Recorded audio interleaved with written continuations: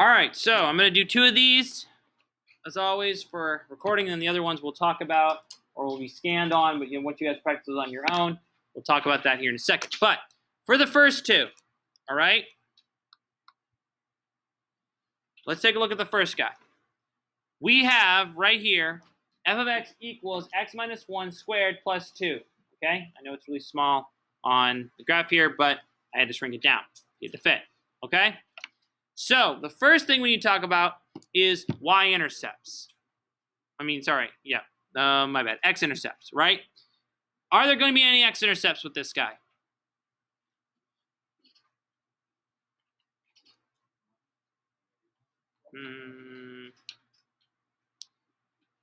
If I plug in -1 for x, what am I going to get for y? What's 1 minus 1? Or what's -1 minus 1? Sorry. -2. -2 squared is? -2 squared is? -4. No. Positive 4. Positive 4 plus 2 is? 6. Is 6 0? Nope, it's not an intercept. Let's try positive 1. 1 minus 1 is? 0. 0 squared is? Plus 2. 2. Careful. 2. Again, not an intercept. Yes. Yes. So I'm going to go on the assumption and relatively suggestive hunch here that there are none. You can have no intercepts, as you guys have learned it already in a few of the ones we've looked at. Okay?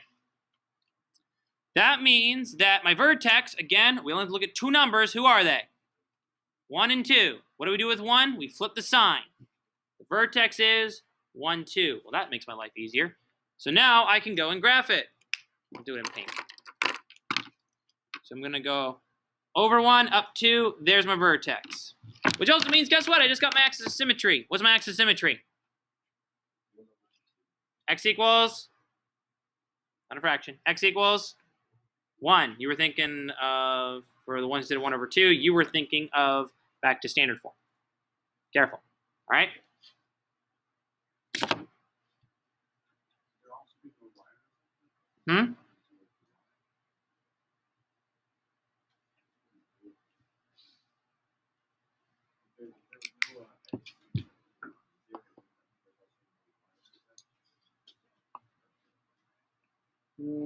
Yes, because then it would just be the parent function of x squared. And, well, no, because then its vertex would be 0, 0. It would just be the parent function of a quadratic, which just lies around the origin point.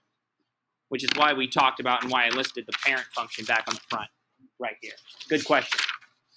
Okay, even if you have 0 in there, you're still going to get something out of it.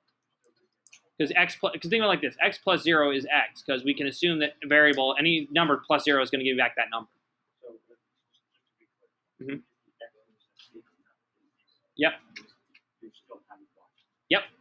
Because if you plug in 0 for that, you're going to get 0 back. Because 0 squared is obviously 0. So there's your y. That's why it's called the parent function. Parent functions exist because when I plug in a value such as 0, I should get back 0. That's parent. If I don't, then you've got something in there that's polluting the original, if you will. Okay? All right. So I recommend when you want to graph these guys out that you do at least 5 points to graphs.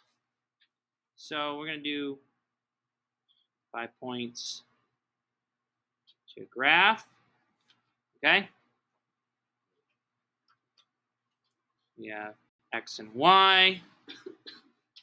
1, 2, 3, 4, 5. Okay?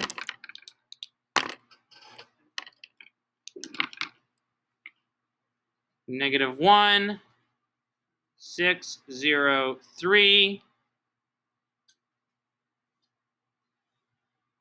1, 2.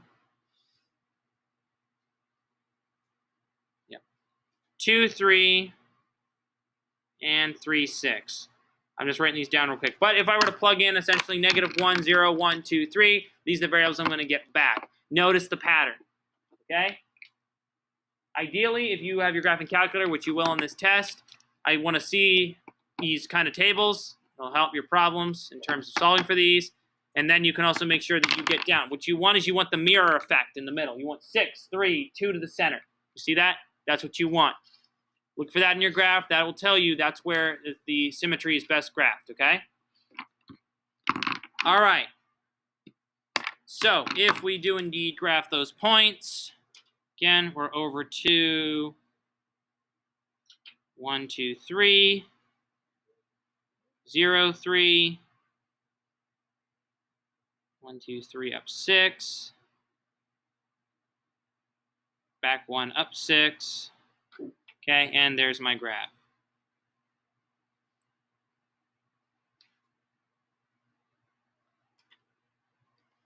Okay, there he is. Yay! All right. The x-intercept, so the y-intercept. We do have one y-intercept, however. Who is he? 0, 3, right?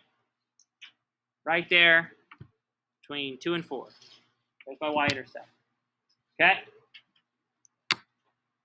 Also, now this opens which way? Up or down? Up like a cup, which means it's a minimum, which means the value is positive what? Yes, very good. Positive 2. Right? The domain is what? Everybody? Yep, or all real numbers. I will take either answer.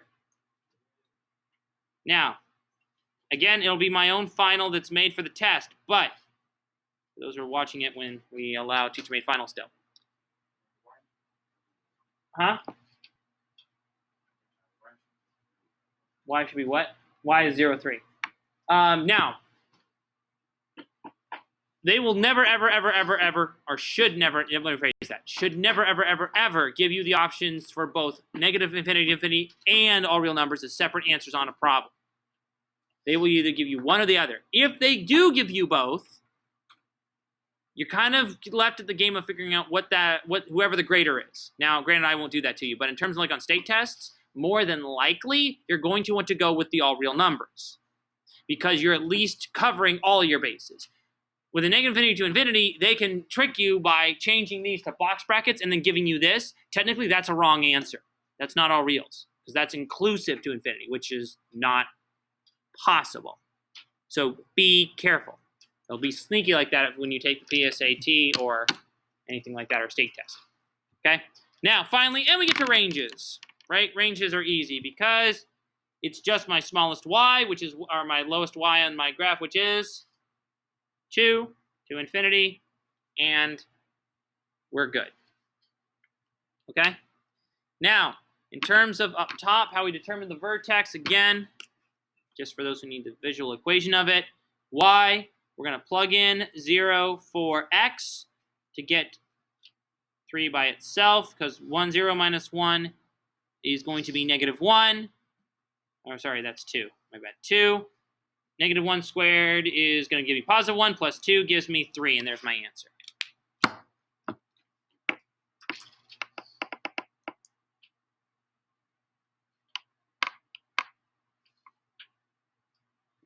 All right.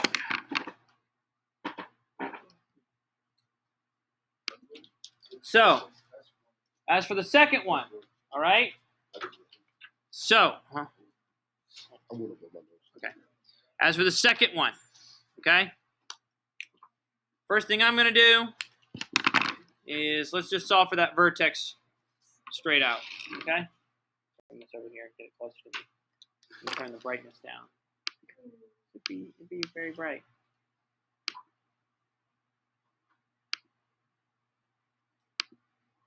Okay?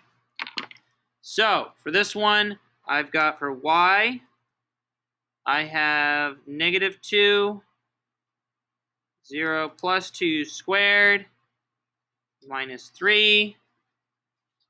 Okay? So that's going to give me negative 2 times 2 squared. Minus 3. 2 squared is going to give me negative 2 times 4 minus 3, which then gives me negative 8. Yes? Huh? No, that's a 2. It's a 2. Just the printer was difficult. That is a 2 there, guys. That is squared. Okay. If it was cubed, that wouldn't be a quadratic. That would be a cubic. Okay. And trust me, we don't want to deal with that. Cubic basically just makes it go from being an arc to being a squiggly line. It adds another arc in the pattern. All right. So from there, again, 5 points to graph.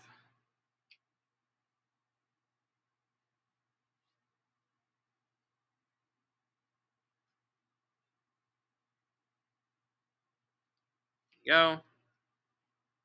X and Y.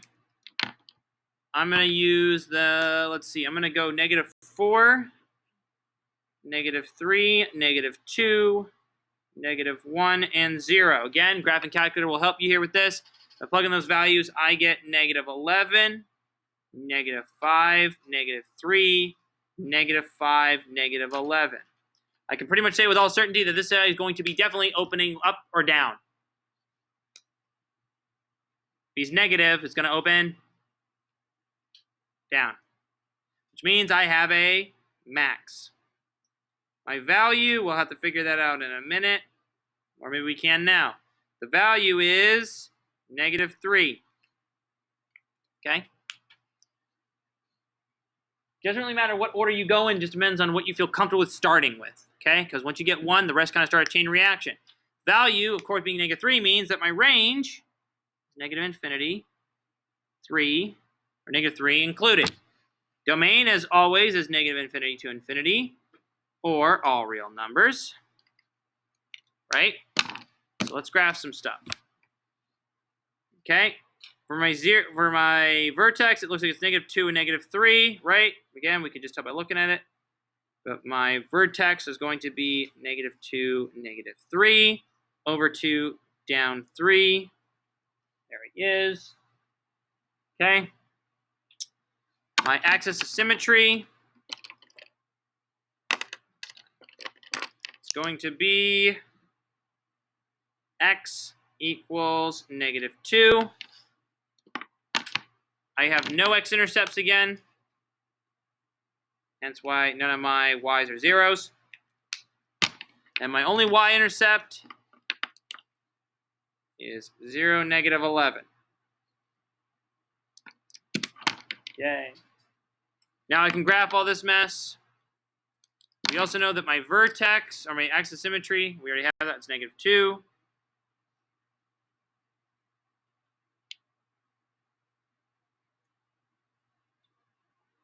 Okay?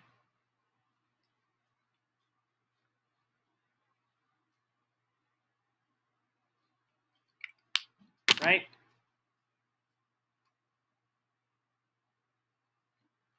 We're going to plot all my points. So -3, 3, 5, 1, 2, 3, 4, 5.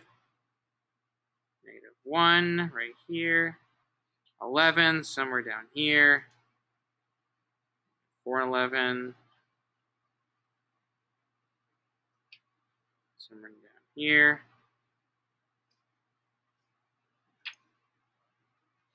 And there we go.